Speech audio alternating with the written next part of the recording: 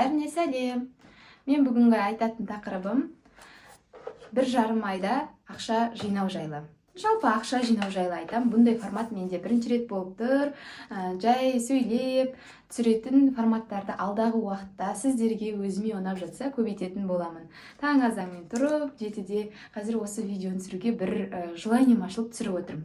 Мен бұйырса 1,5 айдың ішінде iPhone 17 Pro 1 терабайт алам деп өзіме мақсат қойдым. Менің өзімде де соңғы үлгідегі iPhone 1 жыл бұрын 16 Pro алғанмын, бірақ ол 256 гигабайт. Менде всегда проблема памятпен. Өзім блог жүргізетін болғаннан кейін, қандай жерде жүрсем де мен ылғи да галереямды толтырып, сурет, видео жинап жүрем. Потому что блог жүргізгенде ол өте керек. Галереямызбен бай боламыз ғой біз. Осыны ылғи да айтып жүремін. Не саламын, бүгін не істедім, не қылдым деп бас қатырмаймын, дайын менде материалдар толып тұрады.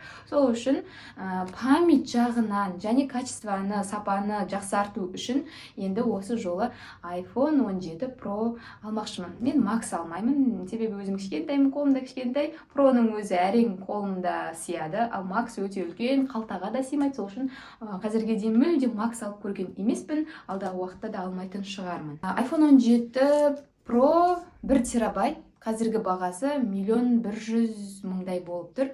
Мен бірақ барып, бір айдың ішінде тупа барып, 1 миллионнан аса ақшаны жарата салмаймын. Менде де бір план бар. Мынау тұрған соткамды бірінші сатамын, одан кейін үстіне ақша қосып барып аламын. Менде алла қаласа өзіме 1,5 ай срок беріп жатыр. Мына жаққа 300 мыңдық копилка жасап алдым. Өз қолыммен жасай салдым, ештеңені қиындатқан жоқпын. Мен жалпы не істегенде де қиындатқанды ұнатпайтын адаммын. Қолда бармен базар деп жасай бер деп.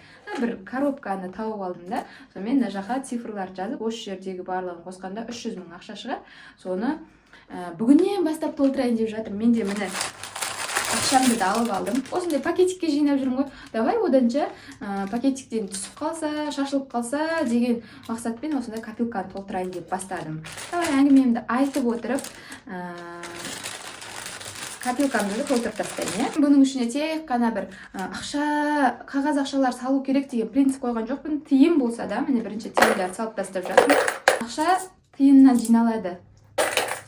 Ол үшін қолыма қандай наличка ақша түседі, соның барлығын салатын болам. Салған сайын бір риза болып отырасың ғой. 1,5 айда жинап бітіреді деп ойлайсыздар ма?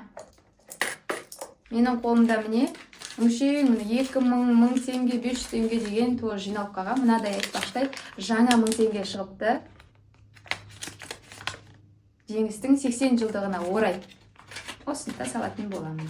Бізде негізі традиция қалыптасып кеткен.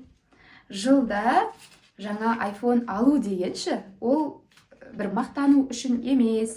Менің жігітім негізі үйленгенімізге 6 жыл болды. 6 жылда 5 жылында жаңа iPhone алып берді. Осы 6-шы жыл, бірақ бұл жылы өзім алам дедім. Себебі уже блог арқылы жұмыс жасап, тұрақты түрде тастау жатқаннан кейін өзім алуға бір құлшынысым да артып, шамам да келеді ғой, маған зато мотивация болады деп жұмыс жасап жатырмын. Блогты именно қалай жүргізесің деп сұрайтын жандарға блог жүргізуді үйретем, контент жасауды үйретем, рилс салуды үйретем. Сол рилс арқылы қалай продажа жасауға болады, соны барлығын жеңіл жолмен үйретемін. Ақшалардың бәрін салып біттім. 20.550 теңге салдым қазір. Енді осыларды белгілейтін болам.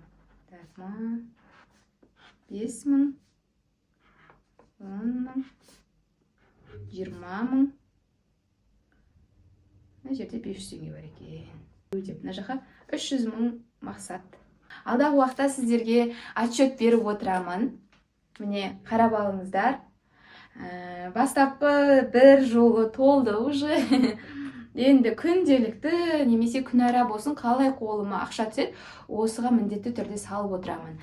Бір аптада немесе бір ай шамасы болған кезде тағы бір отчет жасап, осындай видео салатын боламын. Осындай формат сіздерге ұнаса, қолдау білдіріп, лайк басып, комментарий жазып, менің парақшама, YouTube парақшама тіркеліп алыңыздар. Өзіме отчет беріп жүргенді өте қатты жақсы көремін. Менде мынандай бір отчет жазатын дәптерім де бар. Бұл бір өте әдемі дәптер. жалпы 25 жылы орындалу керек мақсаттарымды жазып қойғам. Миыма ауырлық түспесін деп, мына жерде 19-ы ғана тұр. Уже мен жасалып қойғандарды птичкада ұрып қойғам. Птичка ұрған сайын өте күшті сезімде боласың ғой, мен бір нәрсе жасадым дегендей ше. Одан кейін әр айға жазамын. Мен мысалға осы қазан айында не жасауым керек, мақсатым, және не орындадым, қандай кіріс кірді, шығын шықты, соның барлығын жазып отырам, отчетым. Осы 25 жылдың басында бастаған, міне 10 ай, енді Алла қаласа 2 айда бұл дәптерде толады. Бұған да бір Алла қаласа мүмкін бір видео арнау мүмкін мақсаттарым жайлы жылдың соңына қарай. Және де бұдан бөлек мен қолайлы болу үшін кіріс шығынымды телефонда да осы приложение арқылы сіздерге қалдырып кетем. Жазып отырам, өте ыңғайлы, ақшаның қанша процентін қай жаққа жаратып жатқанымды көрсетіп отырады. Сіздерге менен кеңес болсын.